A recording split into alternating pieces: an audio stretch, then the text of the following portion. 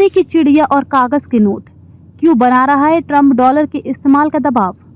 पहले भारत सोने की चिड़िया कहलाता था। अब अंग्रेजों ने जो भारत के लोगों को कागज के नोट थमा दिए हैं, उन नोटों की बदौलत ही हम कंगाल होते चले जा रहे हैं।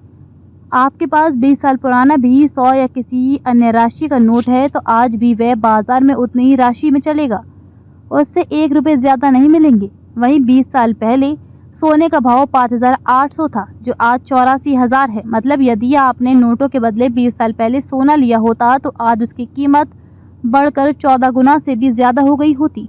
अकेले सोने में ही कीमत बढ़ी है ऐसा नहीं है, चांदी, तांबा, पीतल, लोहा, एल्युमिनियम सहित हर धातु की कीमत 20 साल में कई गुना बढ़ गई है। भारतीय मुद्रा नोट भी अंग्रेजों की बनाई भारत की जनता को बेवकूफ बनाने वाली व्यवस्था का हिस्सा है। भारत के लोग अब उन नोटों को ही मुद्रा मानते हैं जिनकी कीमत शुरू होने से बंद होने तक 1 रुपया भी नहीं बढ़ती। सिक्कों में जरूर धातु का उपयोग किया जाता है जिनकी कीमत कुछ सालों बाद बढ़ जाती है, परंतु उस बढ़ी हुई कीमत को पाने के लिए आपको सिक्के गलाकर मिटाने पड़ेंगे, तब जाकर आपको सिक्के की धातु की असली कीमत मिलेगी। लेकिन ऐसा करना कानूनन अपराध है। मतलब अंग्रेजों के कानूनों नियमों से बनी व्यवस्था में आप बेवकूफ़ी बने रहना है। यदि आपको ज्ञान हो भी जाए तो अमेरिकी राष्ट्रपति डोनाल्ड ट्रंप अब विश्व के सबसे अमीर व्यक्ति एलन मस्क के नक्शे कदम पर चल रहा है।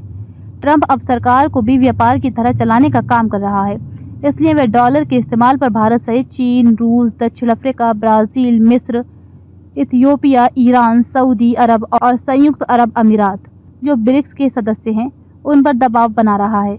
इन देशों में विश्व की 75% जनता है। डॉलर भी कागज का नोट है, उसका इस्तेमाल ब्रिक्स देशों के व्यापार में होगा तो डॉलर इन देशों के पास होगा और डॉलर नाम का नोट छापने वाला अमेरिका लाभ में।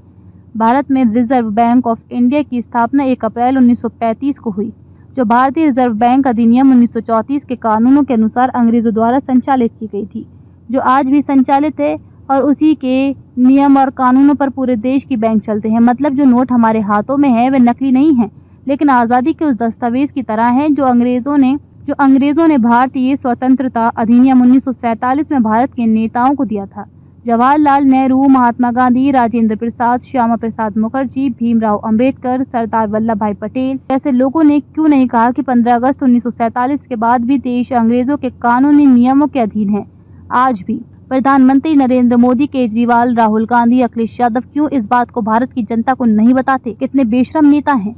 भारत में आज भी जो 1947 से जनता को आज़ादी के नाम पर गुमराह करते आ रहे हैं, इतनी फुर्सत भी नहीं मिलती 75 साल में कांग्रेस और भाजपा के केंद्र में बैठी सरकारों को कि वह 1 जुलाई 2024 के पहले अंग्रेजों के 1860 के कानूनों को बदल पाते, जिसके कारण भारत की जनता को अंग्रेजों के जाने की 75 साल बाद भी अंग्रेजों के अत्याचार सहने पड़े। भारतीय मुद्रा नोट के बारे में अंग्रेजों द्वारा किए जा रहे अत्याचार का एक बहुत बड़ा सच ये भी है कि बाजार में उतने नोट उपलब्ध नहीं कराए जाते जितनी जनता को आवश्यकता होती है। जैसे कुर्सी के खेल में उतनी कुर्सियां नहीं होती जितने लोग कुर्सी के चक्कर लगाते हैं। नतीजा ये होता है कि जैसे कुर्सी के खेल में सभी को कुर्सी नहीं मिलती, ऐसे ही हर व्यक्ति को मेहनत करने के बाद भी रुपए नहीं मिलते। जैसे लड़ाई झगड़े, मारपीट, लूट, चोरी जैसे अपराध होते हैं। इन सब अपराधों को अंग्रेजों ने देश की सरकारों के जरिए अपने नियम कानून से बनाई व्यवस्था से आज भी संचालित कर रखा है। भारत सरकार अधिनियम 1935 के अधीन भारत के संविधान और भारतीय स्वतंत्रता अधिनियम 1947 के द्वारा खबर को शेयर फॉरवर्ड कर भारत के सभी लोगों तक पहुंचाकर बिना वर्दी के सैनिक की तरह अपना कर्तव्य निभाइए। दैनिक गर्जना समाचार पत्र।